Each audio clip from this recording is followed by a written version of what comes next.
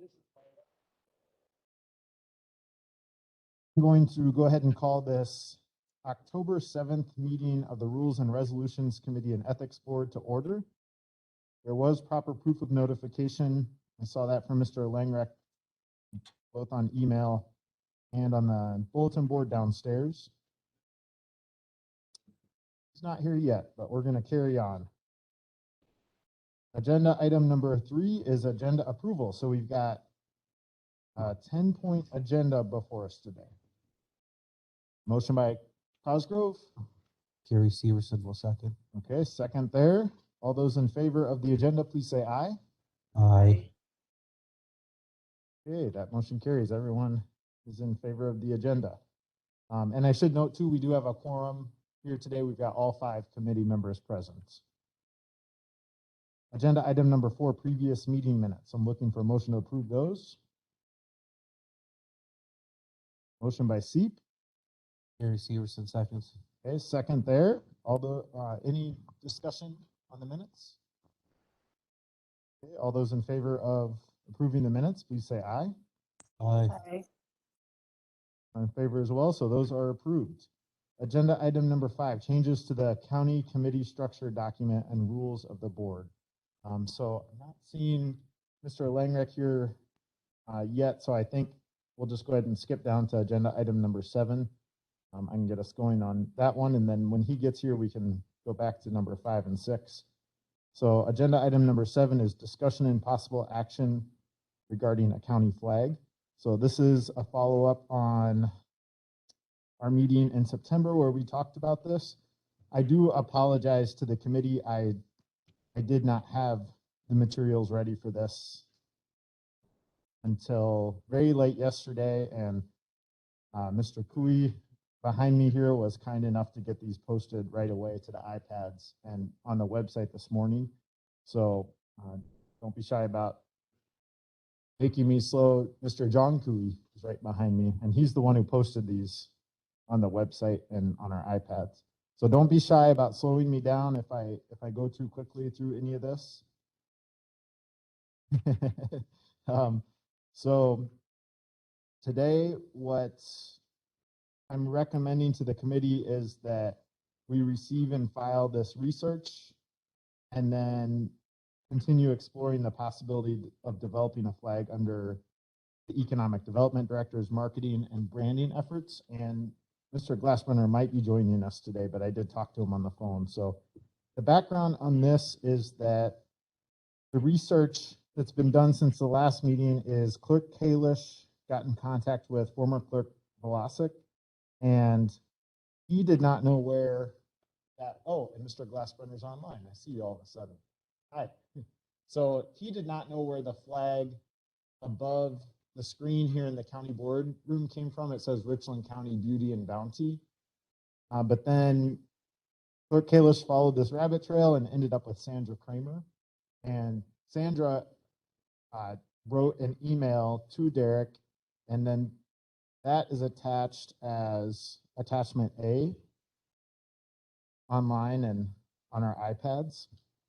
So I'm just going to go ahead and read what she said, just so we all know where this flag came from. She said, and she wrote this to Clerk Kalish and Mr. Seep and Mr. Langrek.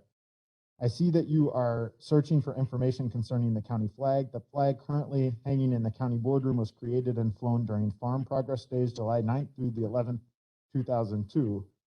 I'm impressed that she knows those dates so clearly. She must have a good memory. Before the name was changed officially to Farm Technology Days in 2003. The event was held in Gotham, Richland County, hosted by Ann and Albert Greenheck and their son Greg, along with Shelley and Randy Schmidt. At this particular event, they were focusing on water issues, soil testing, and technology. Hence, on the flag, you have the sun rising over a red barn with a field, soil, and a stream, water issues running through it. You may be able to contact the Schmidts or Greg Greenheck, as both Ann and Albert have passed on. I do not know who created it or how it came to be designated as our county flag and displayed in the county boardroom. Most of our population does not even know of its existence. Hope this helps what you're looking for. So then Supervisor Severson, you texted me Fred Clary's phone number, and I called him this morning. he did not remember the details, but when I told him what Ms. Kramer mentioned, he said, "Oh yes, that's right." The only additional memory he had was that a former county supervisor who's also passed on now, his name was Lawrence. Soul? Yes, thank you. I wasn't going to remember that. That he thought maybe he also had something to do with it. So he wasn't sure. I'm sure that if we got in touch with the history room or the Richland Observer, we could find an article in the newspaper where that was, where something happened around that, because it seems like Mr. Clary remembers some sort of a ceremony or a kind of handing off of this flag to the county board back in 2002. Well, Ann Greenheck was our county board chair for a lot of years. So somehow this guy ended up here, I would assume had to do with her persuasion and going through the proper channels to get something posted on a wall in the county building. Yep. And that's what Mr. Clary was remembering too. He thought that she must have had something to do with this, especially since when I told him what Sandra Kramer said, that it took place at their farm. He said she had to have something to do with this. So that's the current farm where that Progress Days was at. That's the current site right now, is where Randy Schmitz has his big dairy farm at. Okay. Right there. Right on Highway 14. Okay. I remember being out there for that event. So we got a little history. I don't think we got it all filled in yet, but we've at least got some more information. And we can continue to do that research. So the next piece of research done, so Supervisor Severson, you'd mentioned looking into, I think you said Lone Rock, Casanova, and Boaz, to see if they had any insignia, I think was the word you used. So I did call yesterday the clerks in Lone Rock, Viola, and Casanova. I didn't call Boaz because they didn't have office hours yesterday. But both Lone Rock and Viola have welcome signs with phrases, but they don't have anything else. They don't have anything on village vehicles or letterhead or the website, except for these welcome signs. The one in Lone Rock, they have the "We are the coldest in the nation with the warmest heart" big billboard sign that just got repainted down there recently. They've got that also on their website.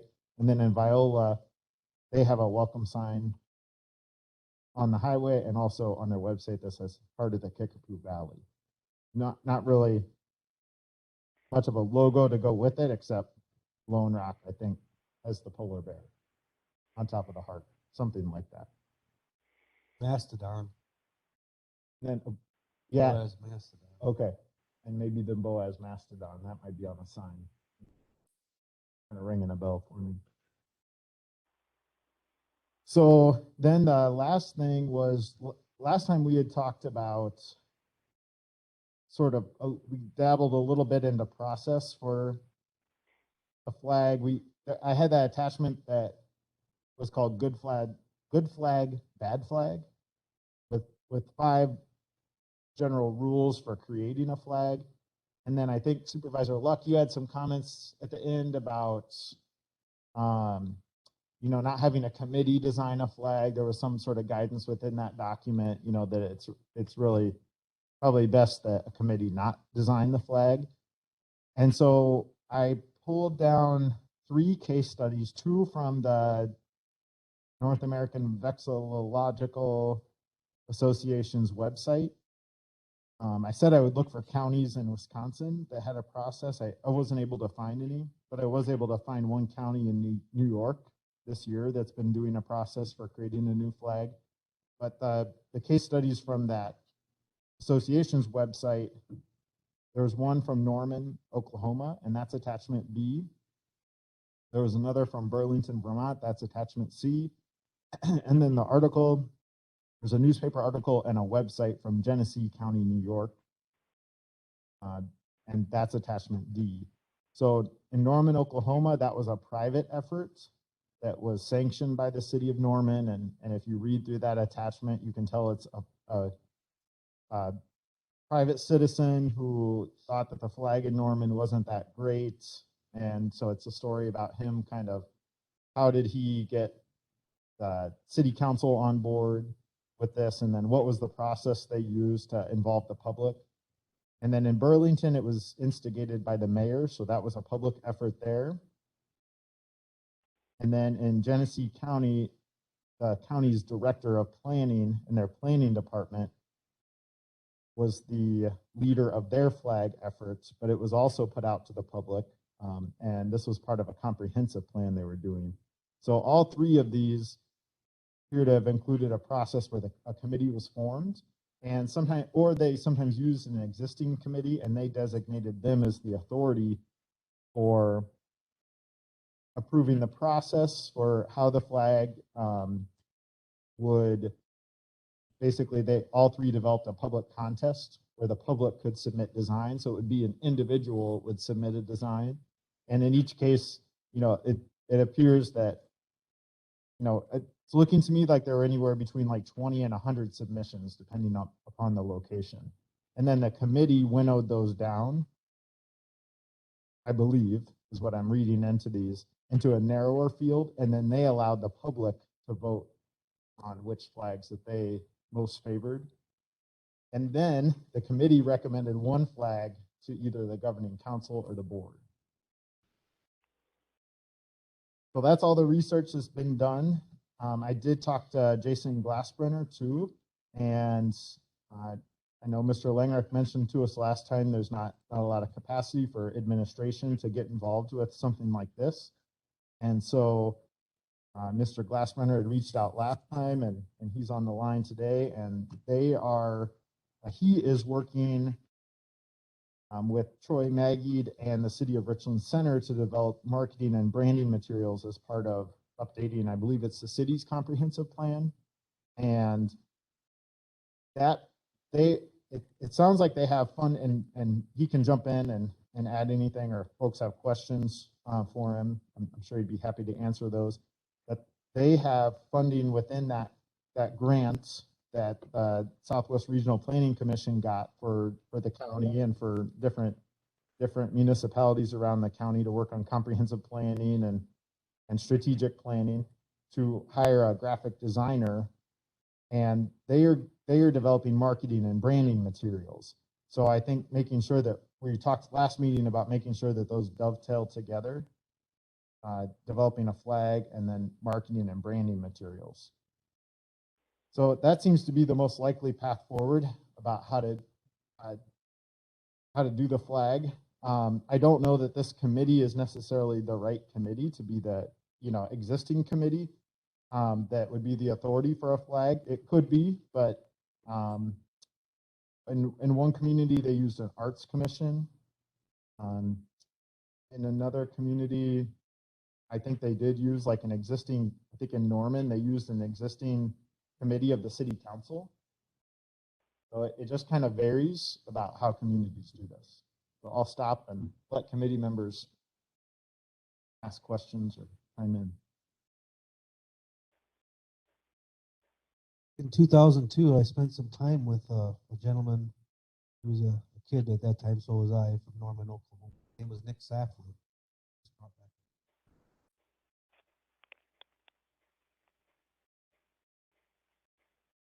Mr. Chair. He said he once knew someone from Norman, Oklahoma, back in '02. There's a little crossing of the Farm Progress days with Norman, Oklahoma.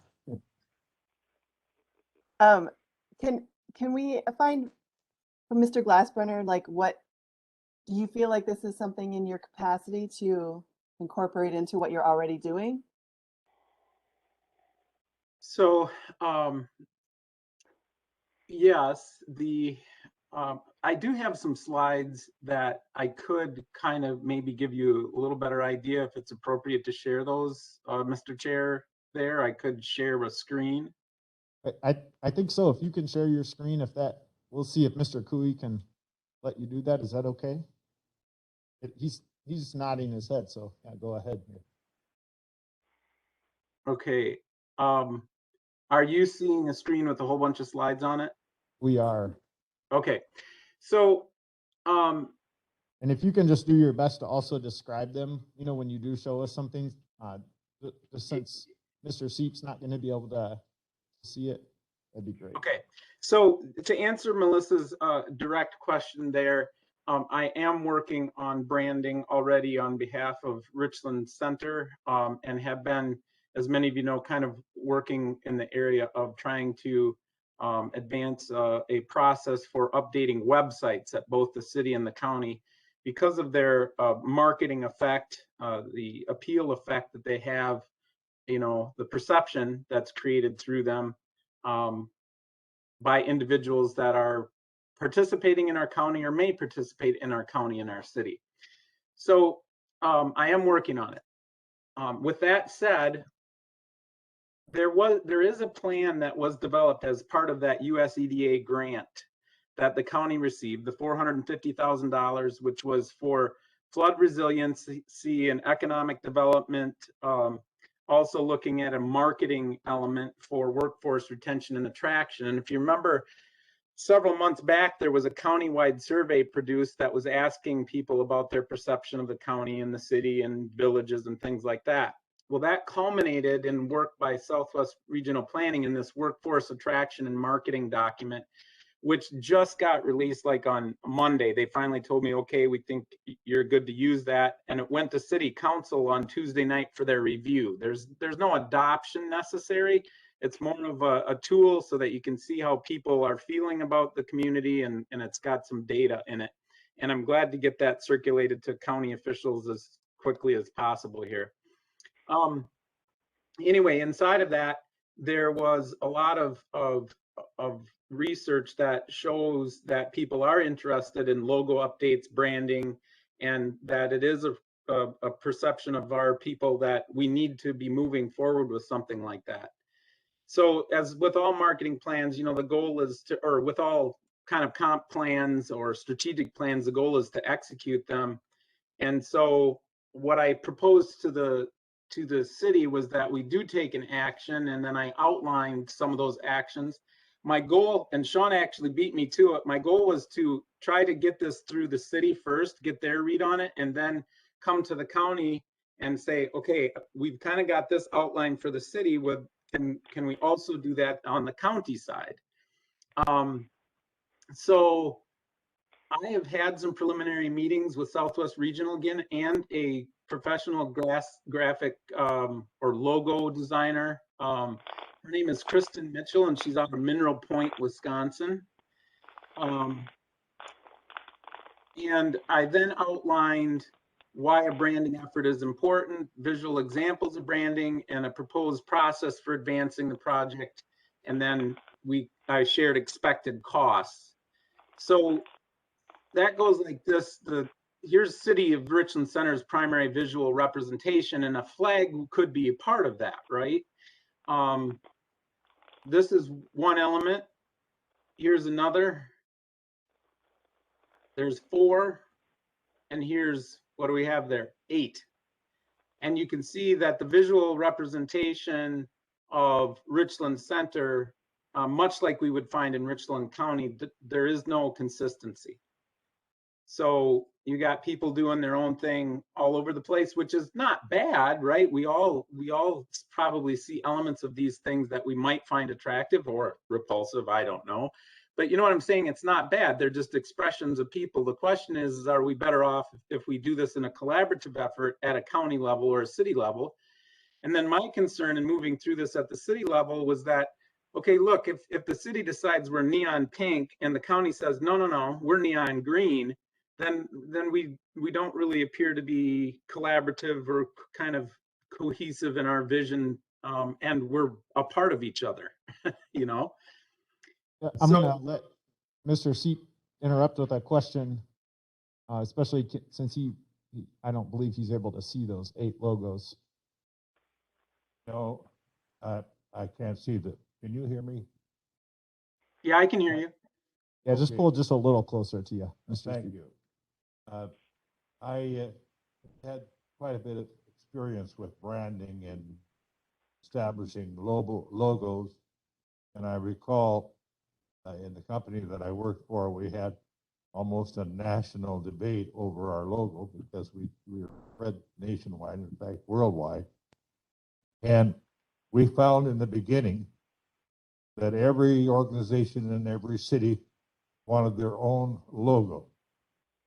Well, you know, finally people came to the realization that you need one visual across the country to have good branding.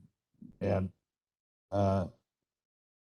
I, as an analogy, I talking about other municipalities in the city of Richland Center.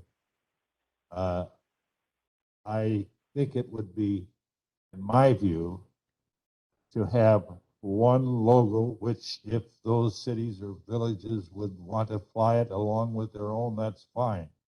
But I think that most villages and cities would be proud to, they're part of the county, to proud to fly a county logo. The second point that I would want to make is visual noise is a hazard when having logos or brands or flags. The more simple, the better. I've thought about this somewhat overnight. I really like, and that's for whomever designs this, and I would think that maybe the county would want an temporary ad hoc committee. I don't think it's within the realm of the Rules Committee. But I think that whoever designs this might want to consider our courthouse as a drawing of our courthouse. It doesn't have to be as detailed or as busy as it is, but it can be made very recognizable. It's a beautiful piece of architecture. It's recognized by everybody throughout the county. And after all, this is everybody's county, whether you live in Cazenovia or Excelsior or Lone Rock or Bunker Hill. Okay, let's go ahead and let Mr. Glassburner finish here. I thought Oh, maybe, I didn't. I thought he was through. no, he's not quite through here yet. I thought maybe you'd have a question about these logos, but just to describe what has on the screen here, he has 8 different logos. They've all got text on them. They all say Richland or Richland Center. It varies from the city utilities to airport, economic development, parks, the welcome sign, tourism. There's all these different logos out there was the point he was making. So Mr. Glassburner, if you want to carry on, and I know you have some ideas about how you're going to. I apologize. Oh no, that's okay. I know he has some ideas about committee structure, and so we can let him share those with us. So I'm going to skip through here to make this quicker, but here's an example of how Lafayette County, who's recently been through the process, kind of tackled it. And oftentimes it's called a family of brands. And you can see on the screen that Lafayette County has kind of interestingly substituted out like the barn for the medical emergency sign, but then there's continuity between different departments in their county. And so that's kind of the trend, and it allows some individual tailoring. For example, you could tailor something different at the county highway department versus health and human services or the courthouse, or however you wanted to do it. But Lafayette County's been very progressive, and then once they got it done, they go out and they actually use it to identify the county. These are some examples of work that the designer that we've been talking with has done for Lancaster and Pecatonica. These are different samples of the variety of signage that you end up with. Everything from the high school to, welcome signs to directional signs. That's going to be an element of Richland Center's work. And I would also propose that it would be a good kind of like directional manual for the county. These are examples of updates. For example, the flag I think that county has there in the courthouse is very interesting. And you can see on the left side of the screen, the old Prosperity Southwest Wisconsin rendition versus the new look. So it would be interesting to use that flag as a historical element and identification point and hand it off to a graphics designer and or open up a contest and see what variations we get back. Example of family of brands, Platteville, Industrial Park versus Incubator versus Main Street, but there's still some continuity through everything.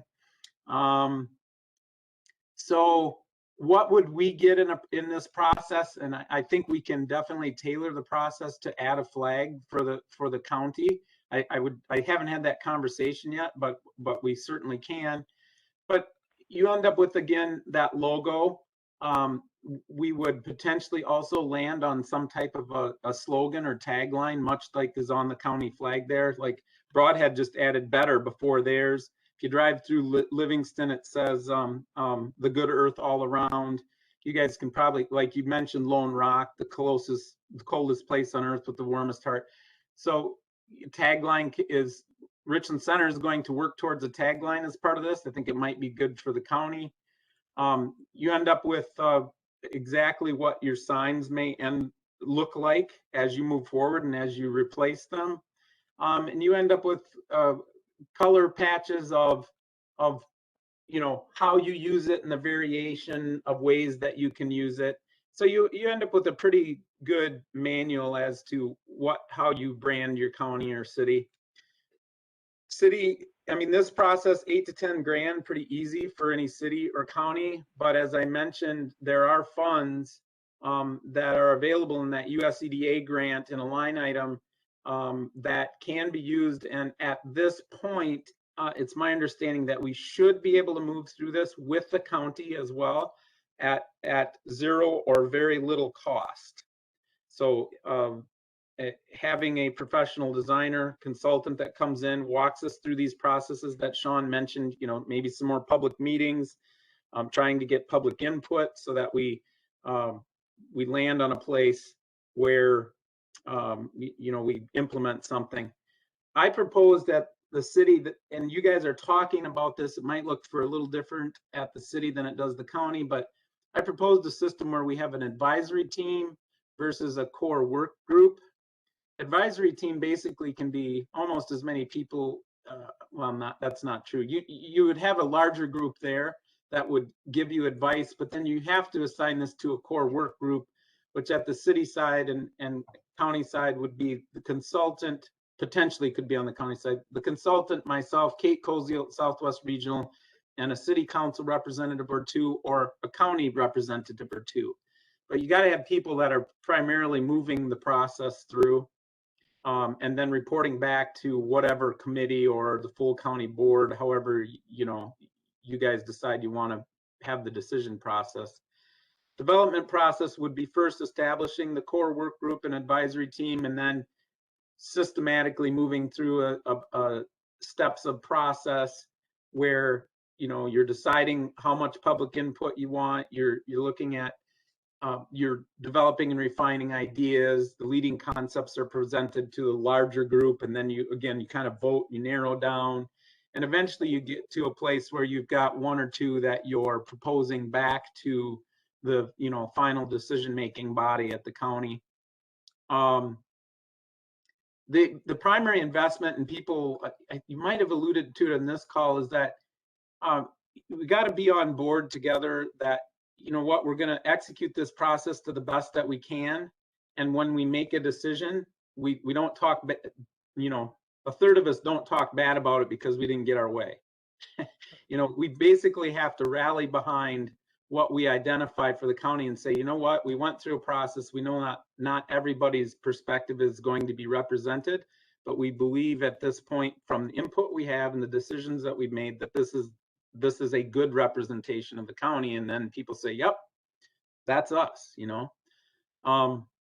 So with that, what I had asked the city council for is just the permission to proceed, and then their recommendations, if they had success or, elements they thought were critical to success, who should participate in some of the teams and how else they would like to be involved. It would be the same question for this group and or other county board members. I'll answer any questions that you may have. One thing I just want to point out from that good flag, bad flag document that we looked at last time is they have 5 rules I mentioned before. One was, and a flag's a little bit different than a logo, so I think that would need to be kind of kind of described out a little bit, but Agreed. one is keep it simple. 2, use meaningful symbolism. 3, use 2 to 3 basic colors. 4, no lettering or seals. And 5, be distinctive or be related. And then the last thing is that sometimes they say at the end of the document, all rules have exceptions. And the example they use is Colorado C on their state flag is a stunning graphic element. And I was just in the airport in Colorado recently, and I saw someone walking by with the flag on their T-shirt with the C on it. So, so anyway, I think that will be something we'll just need to distinguish a little bit here. But yeah, so before us today, if anyone has questions, that's, go ahead and ask those. But before us today, we've just got a motion to receive and file the research and then continue exploring this relationship with economic development and their marketing and branding efforts. So if someone wants to make that motion, that'd be great. Excuse me, what is the motion you're asking for? Yeah, I'll read it again here. So the motion is to receive and file a report on research conducted since the September meeting and continue exploring the possibility of developing a flag under the Economic Development Director's marketing and branding efforts. That's easy enough. I move. File. Was that a motion? Yes, I said I move. Okay, motion by C, I'll second. second by Severson. Any discussion on that? Any Just questions? one thing. Yep. Just a reminder that Richland Center, the city of Richland Center, and Richland County are 2 separate entities. However, Richland Center focuses on Richland Center itself. City, Richland County has Richland Center within it, but we also have all these other outlying areas too. And we need to be cognizant of those areas while making it. Not just focus solely on Richland Center, Richland County. We should focus on Richland Center and Lone Rock, Sextonville, and Boaz, and all these other governing bodies, Viola, with that. Yeah, I agree, Carrie, and hopefully I didn't present in a way that makes it seem like there's a sole focus. For example, in Lone Rock, we're moving through this exact same planning process, and it's being presented to Lone Rock that they consider a branding update of what they have as well. That's been a long-standing logo, the coldest place with the warmest heart. Some of the things that we're looking at in marketing and branding is trying to figure out how we can have a graphic representation or a logo model that looks at our history, that looks at our present, looks at our future, and does do a good job of including all elements of the populations that we represent. So that's a great point, and hopefully I didn't present in a way that suggested that the process was too closed. Yep, and I think there's a lot of flags out there who that do figure out how to do that, not the least being our own country's flag with 50 stars and 13 stripes, representing the 50 states. So yeah, I know I've seen flags out there that have addressed how to be inclusive of an entire area. Okay, so let's go ahead and take a vote on this. And all in favor of the motion, please say aye. Aye. Aye. Opposed, say no.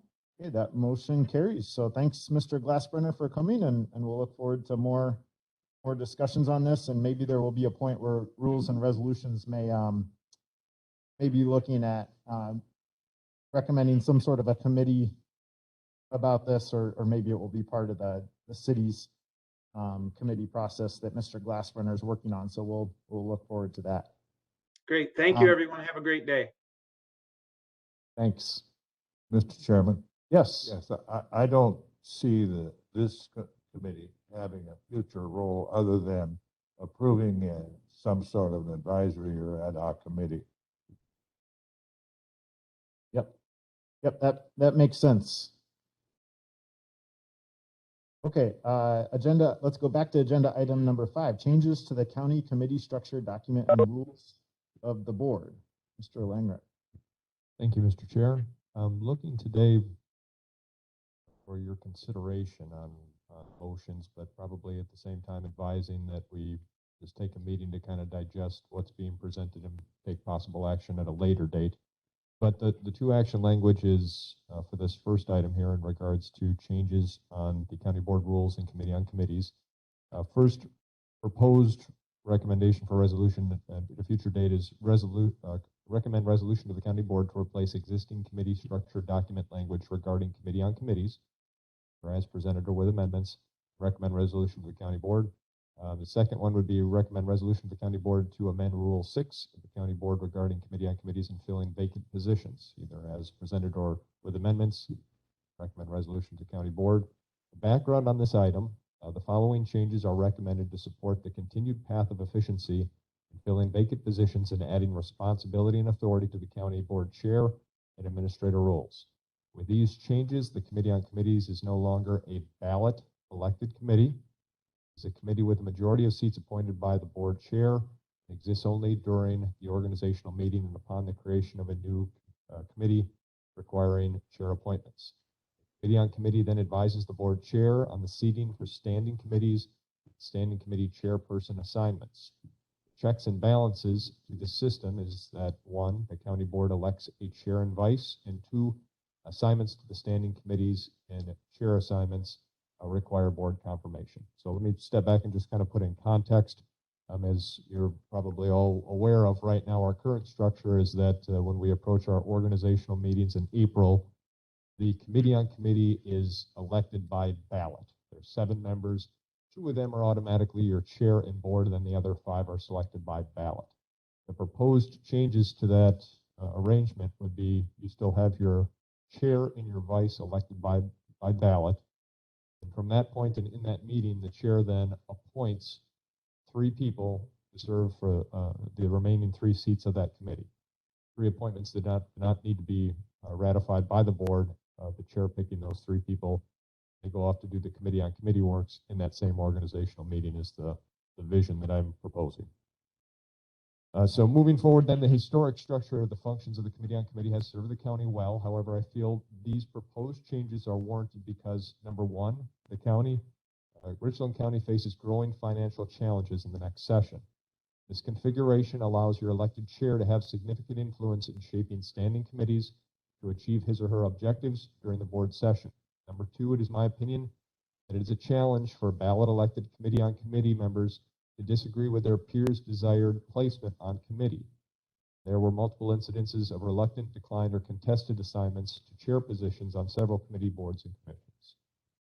Number 3, the process will streamline appointments. The current process of electing a committee on committee at the April County Board and then having that committee having to meet in April to recommend appointments, confirming the appointments at a May County Board, and then resuming committee meetings in May or June often delays, compresses department and organizational operations. So again, the idea would be we would have an organizational board meeting, we would recess. Committee on committees is establishing who's on the standing committees, as well as then the administrator is there working also with the committee on committees on the boards and commissions and the seats. That all happens at the organizational county board meeting. We come back into session with a proposed plan. This change will likely cause some concerns, angst, and some divisiveness moving forward into the next session as the process of appointing seats becomes more executive and political and less democratic and member interested. I would argue that this may be appropriate. The status quo of members gravitating towards their most valued services has contributed to our current situation. Recommend the board establish an elected chair role with more discretion in shaping the committees to tackle the challenging decisions of the next session. Richland County is in need of an operational and service changes to establish sound financial projections for the future. This additional structure change can help facilitate the decision process to lead to a common direction. Understanding that future common direction will likely be more contentious than previous years, possibly decided by a 51% vote. Future chairs will likely need to be in tune with political views and votes on the challenges at hand, balancing supervisors' abilities, historical knowledge, skill sets, and constituency concerns. And there's also changes on here for Rule 6 to include appointments for vacancies, committees, boards, and commissions. Excludes the committee on committee as a ballot elected body. So let me walk you through then the proposed changes. And then kind of item 6 kind of goes in with this, if I can be so bold, Mr. Chair. Yep, carry right on with item 6 too. That makes, I thought they were one item at first. so- Well, it is, but how we decide on it, there might be bits and pieces that you like and some that you don't. So the first one here, you're looking at the current language of what your committee structure document has for the Committee on Committees. It says the chairman and vice chair automatically members of the 5 additional members electing the term, and then it ties into language with your rules on how that committee functions. So the proposed change to that is the committee shall consist of a chairperson, vice chairperson of the board, as well as 3 board members selected and appointed by the chairperson without need of a county board confirmation. Board chairperson shall serve as the Committee on Committees chairperson.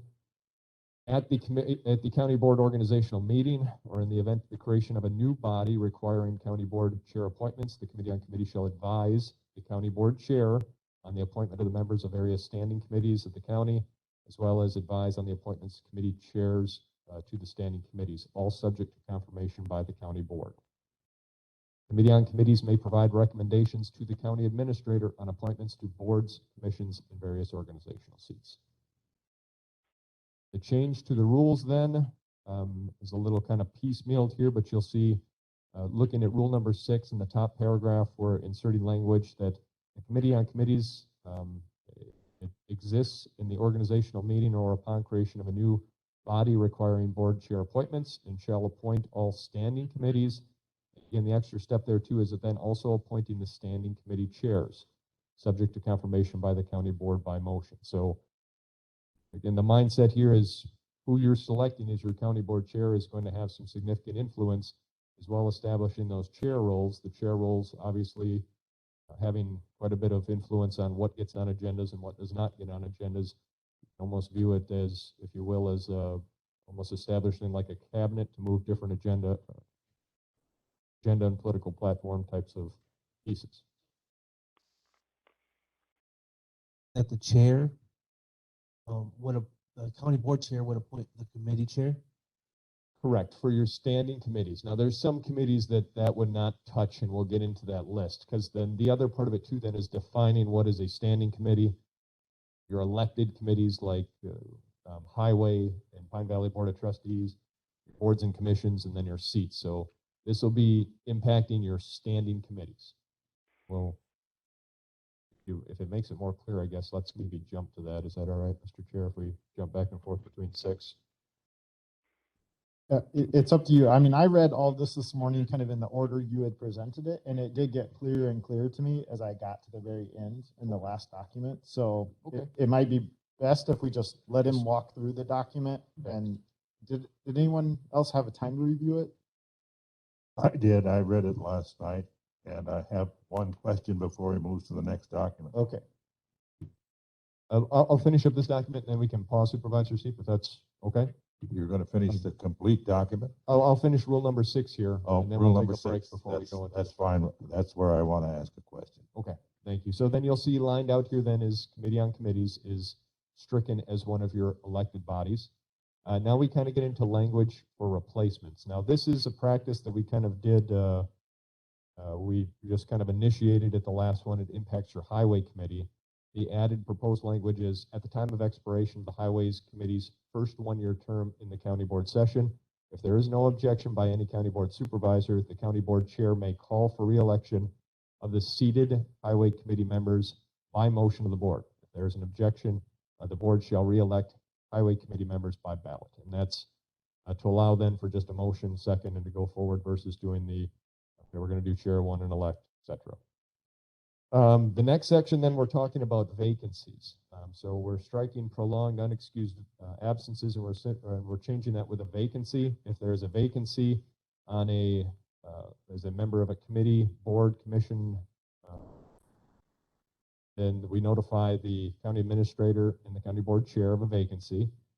Except to the Highway and the Board of Trustees, then we'll have the county board chair may make an appointment to the vacancy of the supervisor or citizen member of the committee.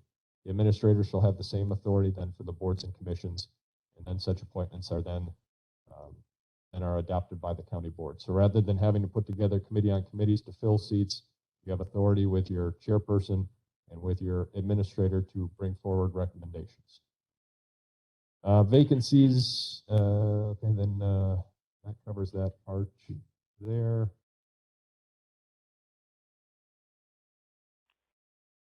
Then we have on the bottom part, we talk about terms. For your standing committees, looking at changing from 6 years to any part of 3 consecutive sessions of the supervisor. It becomes a little cumbersome trying to track if we have a replacement on a committee, if somebody steps down, somebody fills in, if there's changing on committees, and then we're trying to track it by date and year becomes a little bit bigger challenge versus this is just a session. And with that too, then the idea that your chairperson, depending on who that person is that you're electing in, may want to strip down committees and add their people that they feel are best suited for agendas and initiatives that they have in mind. That would limit it then to consecutive, any part of 3 sessions. So if you were assigned the last week of a session, that counts as 1. You can serve 2 more full sessions before you have to take a break and pause before you come back in. And then at the bottom, then 2, we're just adding language though that says, committees, boards, and commissions with terms established by state statute or federal code. We have to follow those. A lot of those impacts, like your parks commissions and your health and human services boards, your board of trustees for Pine Valley, all those things are still established by year and continued terms. And then we also have language then that would say the county board chair or vice serving on a committee with representation specified. The serving is on an ex officio role. Then we're striking out the other language there. So that concludes that, Mr. Chair, and I believe Supervisor. Yep, Mr. C, go ahead. What's your question? Yes. A motion for, on this Rule 6 would basically have the effects that you described here. And that motion would be a recommendation to what body? As a Rules and Resolutions Committee, part of your authority is to change the committee structure document, which kind of defines the authorities and roles of the committees. And then you also have recommendation to the county board to change your rules of the board. So it would be from this body to the county board. Did that answer your question? I think so. Your, Rule 6 is basically changing the committee structure. Changing the committee, there's 2 parts of it specific to the Committee on Committees. It's defined a little bit in the committee structure document, and then it's further talked about in Rule 6. Okay. So it would be changing both of those. I have a question about the term of office. I noticed in the document, I think the term is maximum service or something along those lines. I don't have it in front of me, but I read it last night. And it's not clear to me where there is a limitation to the number of terms that you can serve on some of these committees or commissions or boards. I felt that all service should be limited to 6 years, except those that are by statute longer, like I think the Parks Commission is 7 years. But it seems to be somewhat vague in some cases about whether or not one can continue to serve longer than 6 years. For example, the staggered terms. I think in 1 and 2 and 3 equals 6. That's the end of it in my mind, but there are those who think that they can continue to serve beyond 6 years. So I'm wondering if we need to make it clear that service on the board in terms of the county's ordinance is 6 years, except for those that are otherwise defined by statute. Yes, and if I can segue right into the next document that tries to help capture that then for each committee, commission, and board. Yes, we had, for example, one person who served on a commission as a non-board member, and then as a board member, and he ended up serving a total of 16 years. My concern about that longevity in service is that it aggregates too much power with one person or one body. I think it's very important in terms of public accountability that we are very defined in terms of how long one serves on a committee. The recommended languages that were in here would say changes for for Rule 6, and I can share that. Let me throw that back up on here quick. It would say that no supervisor or citizen member shall serve without interruption for an equivalent of more than 3 full consecutive county board sessions on any committee, board, commission, or seat or partner organization. Any individual who has served as a citizen member of the committee, board, or commission who becomes a supervisor is eligible to serve as a supervisor member of the same committee, board, or commission for a term not to exceed any part of 3 consecutive sessions as a supervisor. A supervisor who has served as a committee, board, or commission member and who ceases being a supervisor is eligible to be appointed as a citizen member of the same committee, board, or commission for a term not to exceed any part of 3 consecutive sessions as a citizen member. So that would not preclude the example of hypothetical example of one who served 16 years in a combination coming back on the board and then serving more time on that same committee, would it? It would put you at if somebody did a full 3 and a full 3, that would put you at 12 years. Including the previous 16 years that one served before he got off the committee, he or she. I guess there could be a situation where somebody could be a citizen member, join the county board, go back to a citizen member, rejoin the county board.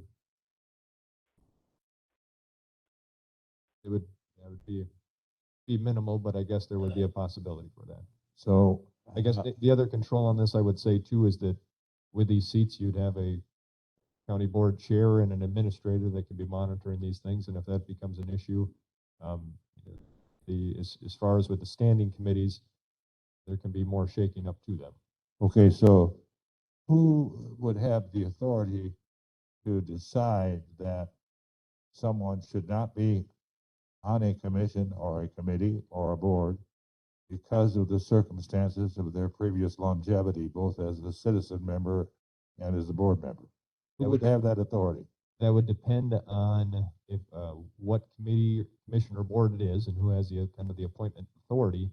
But then it would still also depend on ratification by the county board. So there's a check and balance on it, but it would flow through an appointment made by the chair or by an administrator. So the administrator would have some control over that or authority over that. Depending on if it's a committee or board or commission. Yeah, and let's let him walk through those other documents because that answers That's some of the fine. questions you have. So. Thank you. Okay, so then the next part here, and there's different kind of few other changes that are kind of proposed with this. So our current committee kind of roster, if you will, has all of our committees, commissions, and boards kind of laid out alphabetical, and it has the appointment of the seats. It gives some informations on most of them on when they were first put into the body and kind of when their terms are in some cases. But we don't do a good job of defining exactly what our standing committees are versus our boards and commissions versus our elected versus our seats. And some of that, as we'll get to, is kind of determines then who is making the initial appointment to be confirmed by the county board. So this first document that's pulled up here is defining then the Richland County standing committees. Then you'll see as a continued kind of a formatting, each committee then is kind of defined, is put in context with having a brief statement of the body's purpose, when how it's established, if it's established by a county resolution, or if it's established by statute code, where it arrives its authorities, who has secretarial responsibilities of the body. And this is kind of established also through state statute by the county clerk, who's in charge of collecting agendas and minutes on. This is establishing essentially who's responsible for issuing minutes and taking minutes and issuing the agendas out. The number of members for that committee, the maximum length of continued service on that committee, whether or not bonding is required, which is very minimal, only impacting I think one that we've identified, who the members are appointed by, and again with your standing committees, that's going to be appointment by county board chair, and then there's a section then for confirmation of appointments. In those cases, it's by your county board by motion. And then it breaks down the members' positions on who the members are by name for 5 seats. You can also designate on there who the chair is.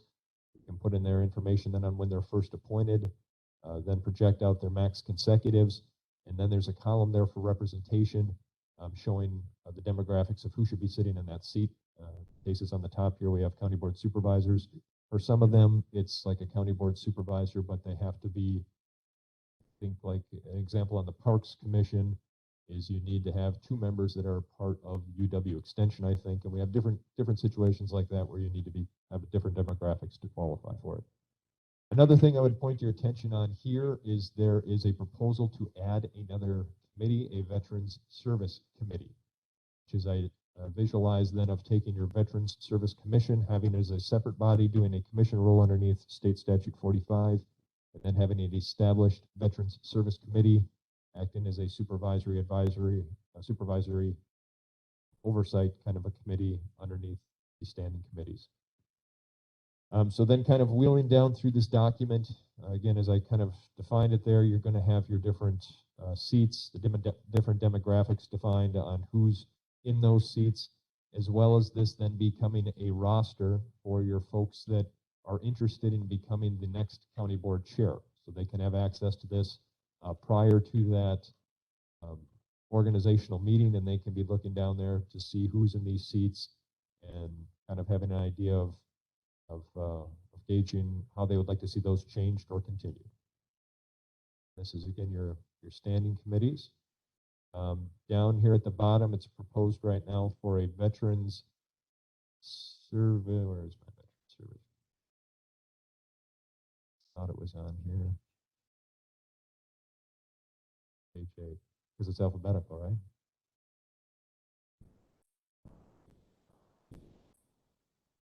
Where's my page? Oh, there we go. Okay, thank you. Proposal for your Veteran Service Committee is that you have a 3-member committee, 3 county board supervisors, one of those being a veteran if available. And we'll kind of wheel through the next ones here. So then we have your commissions. And the reason, again, that these are kind of broken out separate now is because by state statutes, your appointment for commissions is a function of your county administrator. This is boards and commissions. I'm sorry, thank you. Boards and commissions. Thank you, Mr. Chair. And so having these broken out a little bit separate is because this impacts, for the most part, where appointment authority comes from. This is your county administrator, with the exception of the Veterans Commission, which is still a requirement by a chair or executive. This breaks down then where those seats are. So then I would see, again, your incoming folks that have ambitions to being a county board chair prior to your organizational meeting are getting with the administrator, kind of lining up on where they feel are good fits for both of these groups of bodies. The next one here is your subcommittees, and these are seen as committees that are responding to other standing committees or commissions. There is the addition on here of a comprehensive community services coordinating committee. Then you'll see a list of your current seats. These are seats that county board chair folks or community members hold for our partnering organizations, from City Park Board through Southwest Community Action Programs to Viola Library Board, etc. Then the final couple documents here is some of the management documents that we would see. I'm sorry, there's another one here with your elected bodies. That's your highway and your Pine Valley Board of Trustees. With this document then too is included your county board survey for interest. And After elections, when we find out who has won our districts, then we would solicit these out to incoming county board members to determine and gauge where their interests lie, if they're willing to chair some of these bodies as well. And the final document, hang in there, last one, listen to me, soapbox anymore. The last document here then is kind of the matrix to help the administrator and the chair then for the placements of these committees and a scheme, as well as then is showing at a glance where where all the county board supervisors are placed on that evening. So I would expect, if you're interested in running for county chair, again, that you're getting with the administrator prior to the organizational meeting. You're working with the administrator on kind of lining up on who you feel is a good fit on each committee, commission, board, and seats. There's multiple chairs that have multiple visions. The administrator might have their own couple of copies, one to match John's, one to match Jane's, one to match Denise's on matching that. You would have your organizational meeting. The committee would be, or the chair and the vice would be elected. The chair then would appoint their 3 committee on committee members. County board recesses.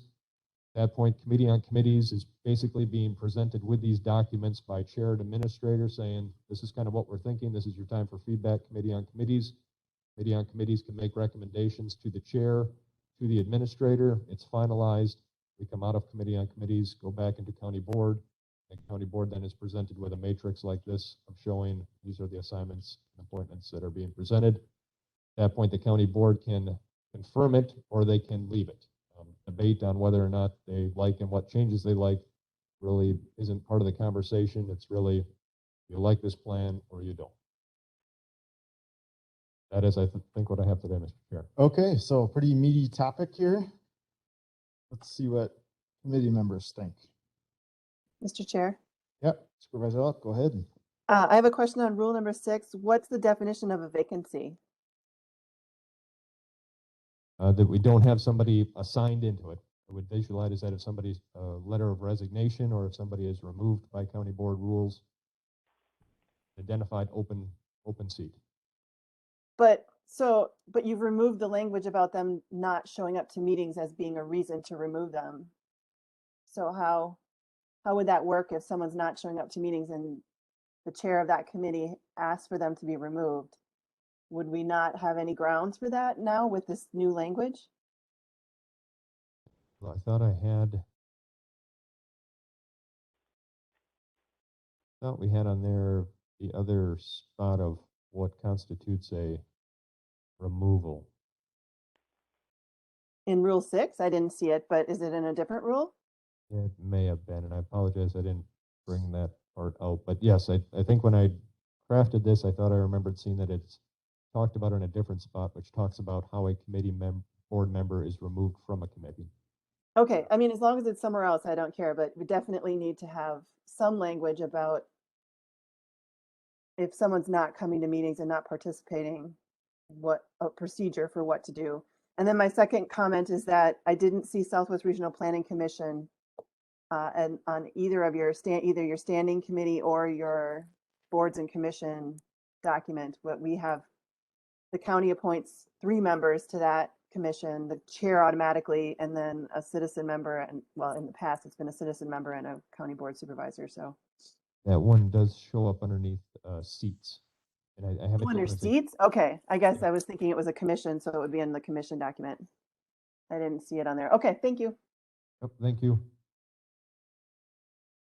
Okay, I'm wondering, I know Mr. Seep wants to speak, but just want to check in.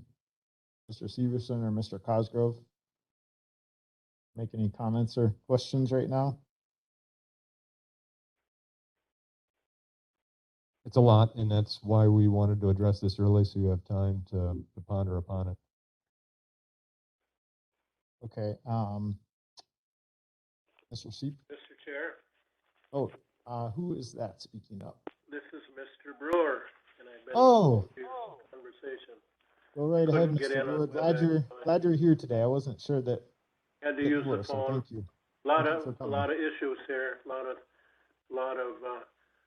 a lot of fast action required of certain individuals, whoever the county board chair is, and then the 2 or 3 supervisors, was it 2 or 3 that get appointed to the committee on committees? So I'll just say that I've always depended on my committee on committees to give me insight on various board members, because there's no way that the chair would be acquainted with all 21 new members, maybe 8 new members like we had last time. So these are all things to consider.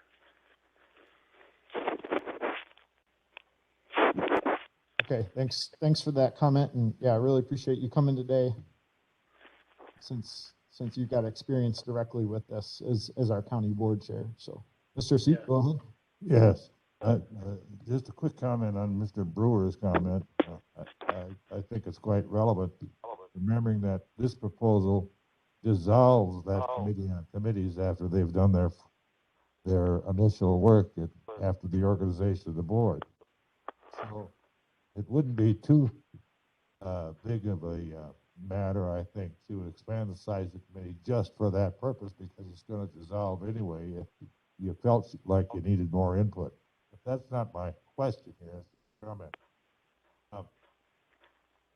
I'm really pleased with this presentation, and I realize that it's subject to possibly some controversy, and it does invest a lot of power in lesser people, and a hell of a lot of power in the chairman.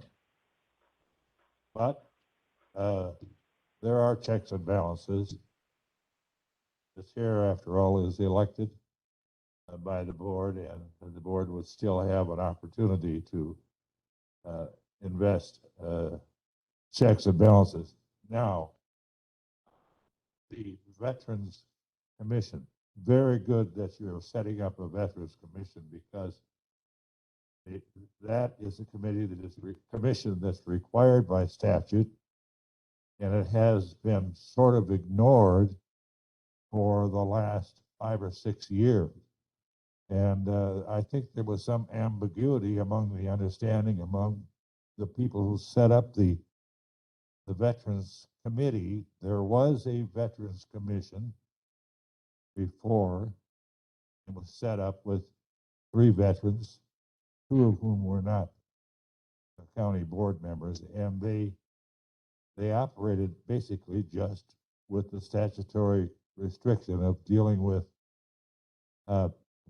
aid to veterans. It's a very confidential kind of thing that needs to be walled off from the overall function of a committee, which deals with county policies, which deals with the furnishing of an office, deals with, along with the administrator, with personnel issues. Those are not in the domain of a commission. The second point about a commission is they haven't met, and there has not been any action in terms of giving aid to needy veterans for 5 or 6 years. I don't think that committee will be meeting very frequently, perhaps once a quarter. The only time they really need to meet is that if there's a call from the secretary, the executive secretary of the commission, who is the veteran service officer, having received a request for assistance, she needs the approval of that commission after she does an investigation that's prescribed by statute, and the format is done by policy and procedure. Confidentially, they make a decision as to how much money from county aid, levied money, is going to be awarded in behalf of that veteran. And usually, just as an example, they may be paying a light bill and sending a check to the light company or something. That committee, I note that you have put 2 veterans on the committee who are not board members. That's very good. And I think it's important that there be 1 board member on there who by oath is responsible for enforcement of the statutes. Secondly, generally, a board member would have more institutional knowledge of the functions of the commission. I would like to see this. The Veterans Committee, you're reducing it from 5 to 3. Two very talented people that you are placing from the committee to the commission are really needed on the committee. I would like to see those two people serve on both bodies because they add so much to the committee. One of them is a nurse who's a retired lieutenant colonel from the Air Force. She has excellent connections in the community with the Rotary Club, and she contributes very intelligent material to the committee. Secondly, the other gentleman who's new on the committee, who's not a board member as well, is retired as a former director of human services. He has 25 years of experience in that field. He worked for the United Nations, and he has a lot of experience with budgeting and with personnel management. Mr. C, can I ask you to wrap your comments up? I will wrap them up. Okay. I would just ask that point. the administrator consider keeping that 5-member committee intact and let those 2 members with the talent they have serve on both bodies. That would be helpful to the committee and to the commission. And I would like to see one other member of the committee who's a board member serve on the Veterans Service Commission. Would not then therefore be having an expense of additional numbers to have the same people. You're only going to be meeting once a quarter, or maybe more, less often than that as a commission. Thank you, and I hope you consider that. Okay, so I got a few questions I'd like to ask here. So who would choose the vice chair of committees? Pardon? If the I'm asking Mr. Langreich. For organizational meetings, then for the committee levels, you would still have establishing vice and secretaries as appropriate. Okay, I do know that state statute gives the authority of 6 minutes to the county clerk, and we haven't been following that state statute. So just a comment, we might want to handle that at some point. No, I think you're right. And on the document, we do have it aligned, Mr. Chair, on who's responsible for committees and commissions as either established by the county clerk, or I think there's a couple on, like the Veteran Service Commission, I think does specify secretary as the CVSO. So that on that structured document, you do have reference to that statute of the county clerk on who designates it.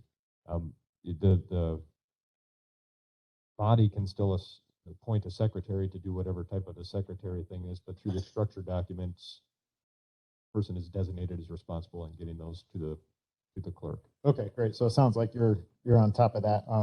Who would choose the chair of boards and commissions?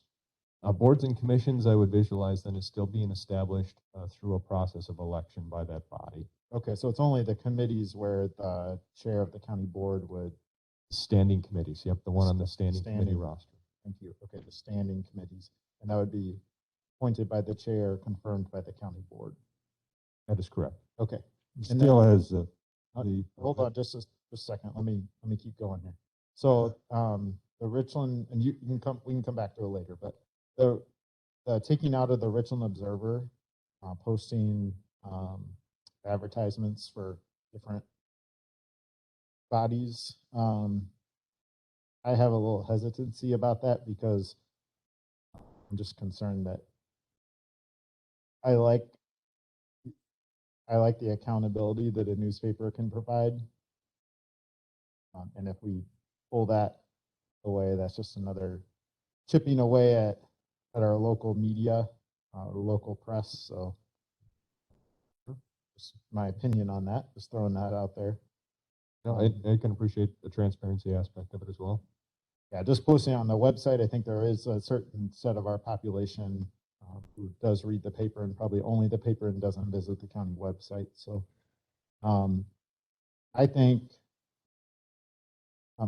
timing of this survey to new board members. So that's pretty tight window. So if it's the first Tuesday in April and then we meet, the county board, whoever's on the county board meets the third Tuesday of April. So there's a 2-week turnaround. So is that approximately right? And so sending that survey out, getting it back. It's kind of interesting that there's a box for choosing if you're interested in being the chair or the vice chair. I'm not saying I'm opposed to that. It's just kind of interesting. I think that choosing the chair would, I think in the 2 sessions I've been here, there was only one person running for chair the first session, and then there were 2 people interested the second session. The thought process that goes into it right now is kind of more like personality based, I'd say, or relationship based, maybe. And now this is going to be more about like kind of what seats what will I get on if you're the chair, and so I can see it being kind of messy, but it would shorten up the process quite a bit, and it might give individual county board members more reasons to choose one person over the other. So I guess it's kind of how I'm a little bit more used to it.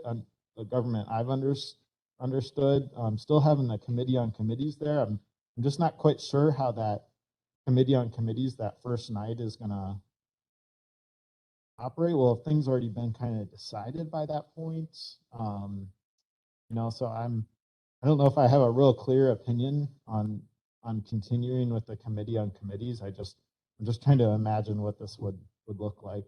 I'm just sharing a couple thoughts here with the committee and with Mr. Langreich. And then I don't know if any thought has been given to combining some committees.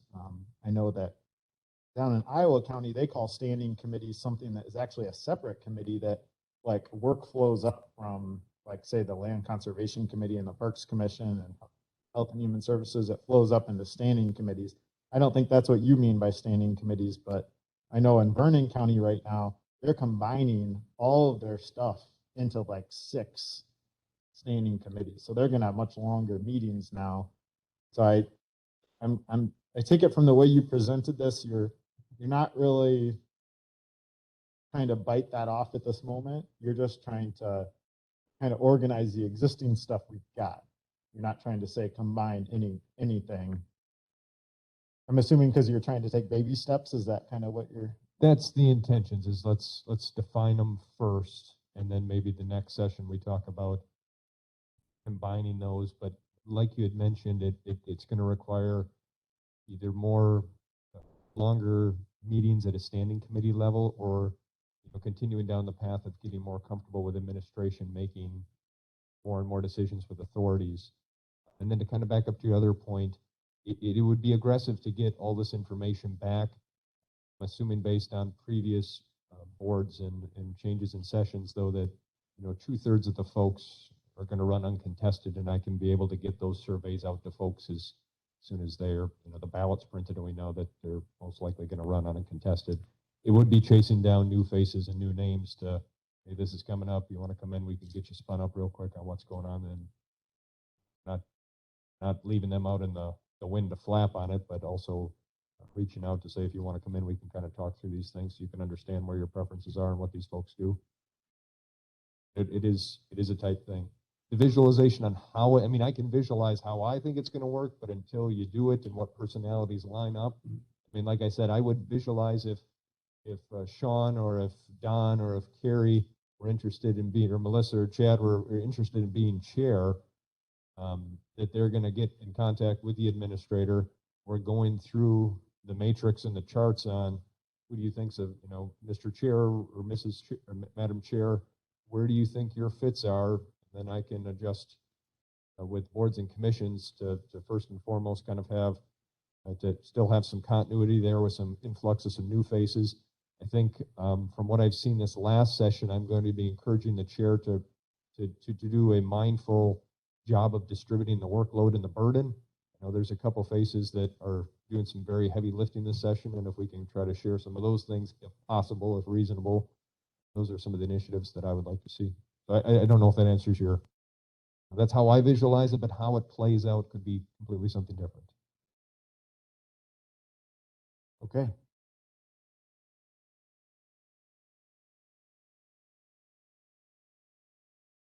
Go for it. We haven't heard anything out of you yet. Curious to know what you think. I'm just still thinking on some things.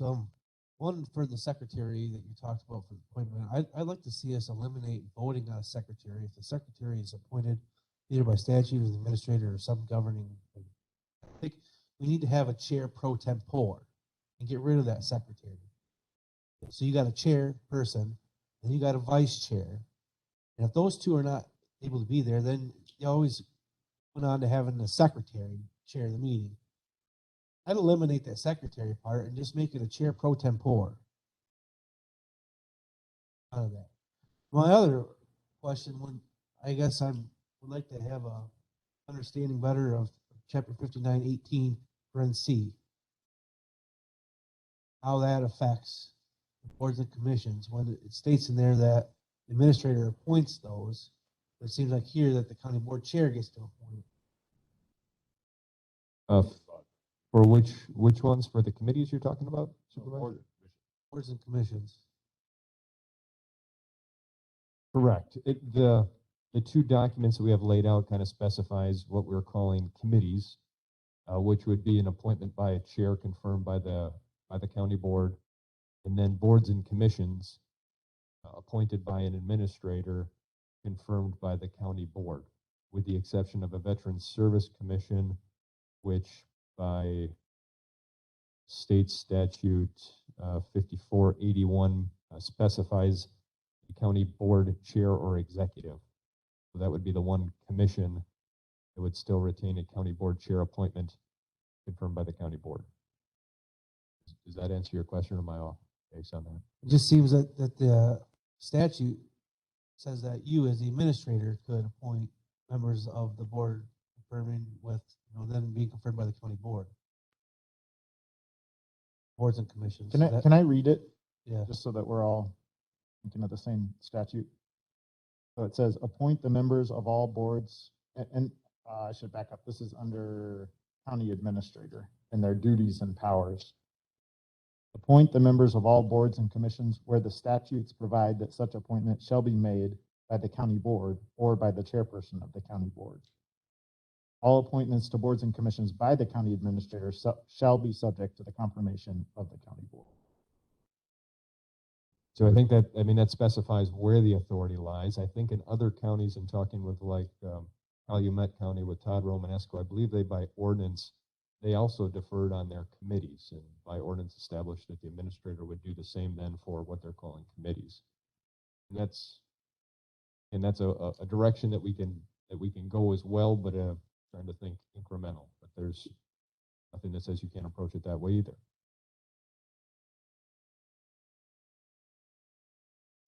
Sound reasonable for anyone? Sorry, I should. You hear me? I can hear you. Yeah, that all seems like a reasonable interpretation of it. And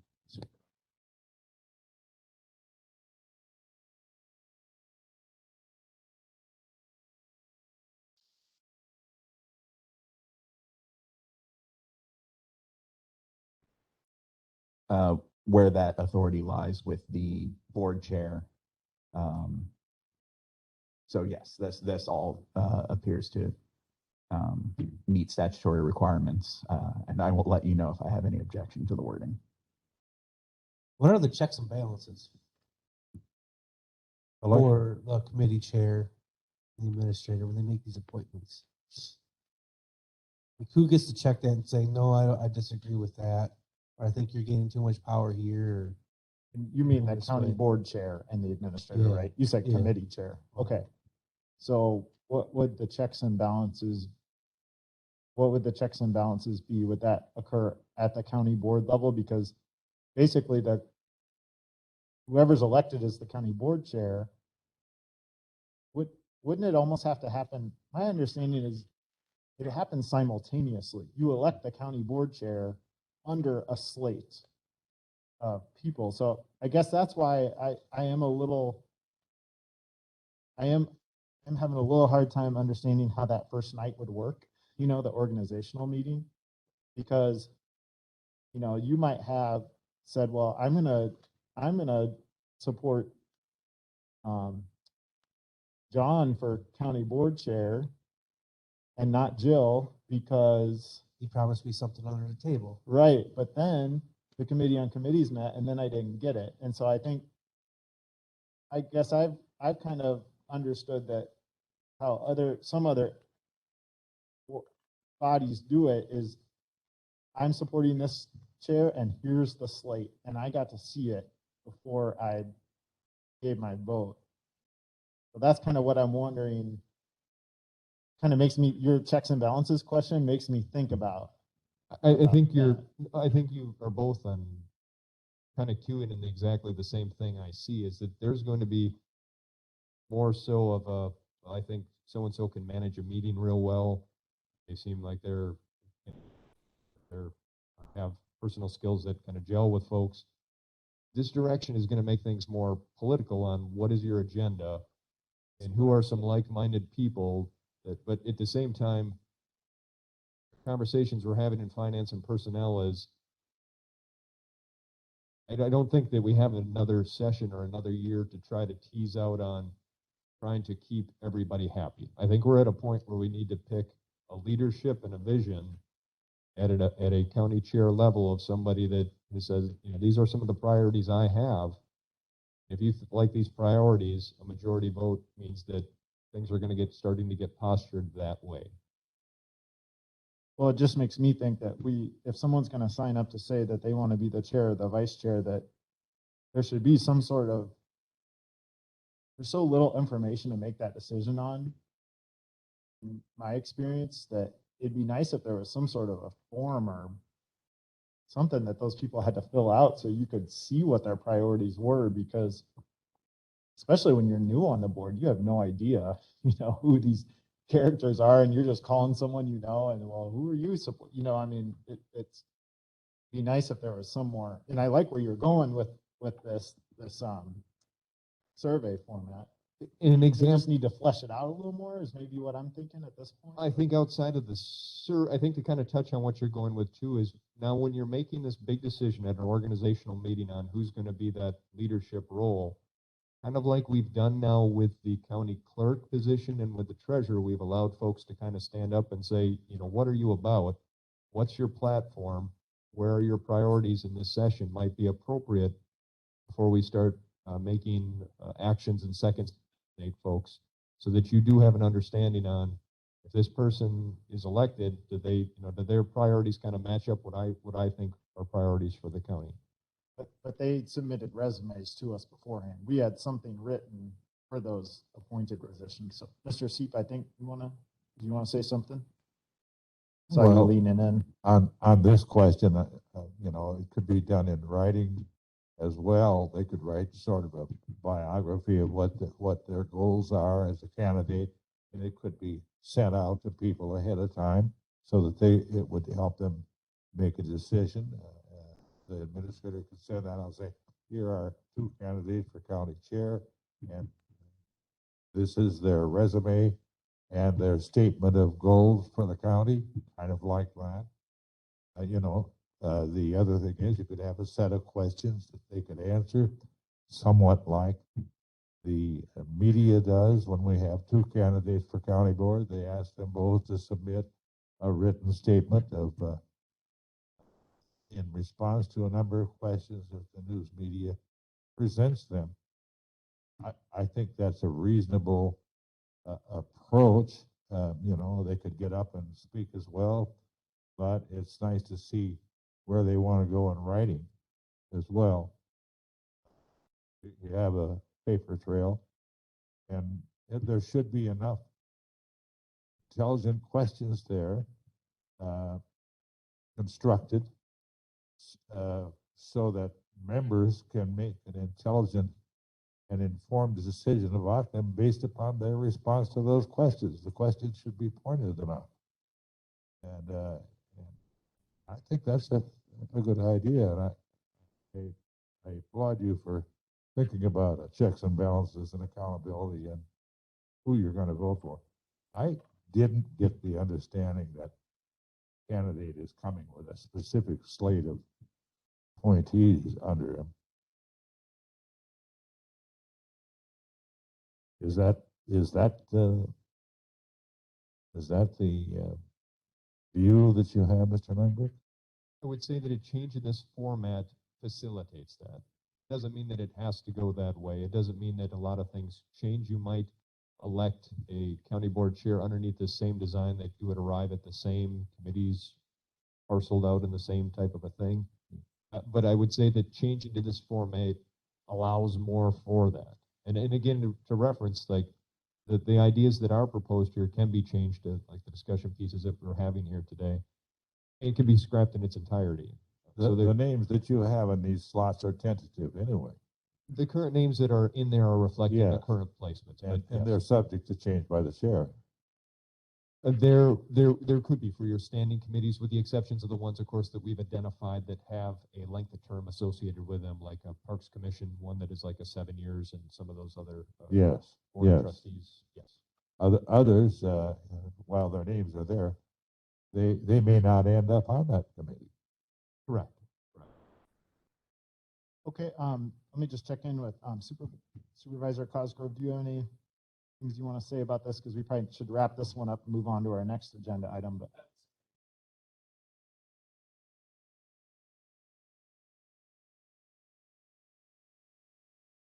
okay, thank you for that. And then Supervisor Luck, any last comments or questions? I couldn't hear what Supervisor Cosgrove just said. He was just saying he agreed with Supervisor Severson's comment on the secretary issue. No, I think all the questions I had have kind of been already talked about. I can see the pros and cons of keeping it the way it is versus changing it. So I mean, I have no problem with changing it. Although I do think that I agree with, especially with you, Sean, about getting better and more information from whoever is intending to run for chair ahead of that initial meeting, because the first time I had no idea. And it was just, I guess I'll just vote for this person. I could have flipped a coin. And if that person is going to have this much power, I think we definitely want to make sure that we are getting that information ahead of time. And I think written form would really be good. I mean, make them put it on paper, not just talk to people on the phone, but put it down and be public about it. So that would just be my thoughts right now. I'm glad to hear that Melissa agrees with me. Yes, I have one other thought. Go ahead. Where did this all start from? How did we come to this point where we're at right now?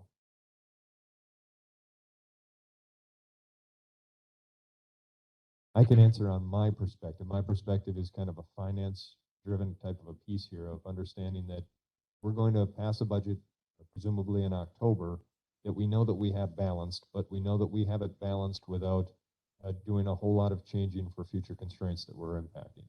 I plan on presenting to the county board that we need to start posturing for about $1 million of additional type of operational reductions going forward already into the next year.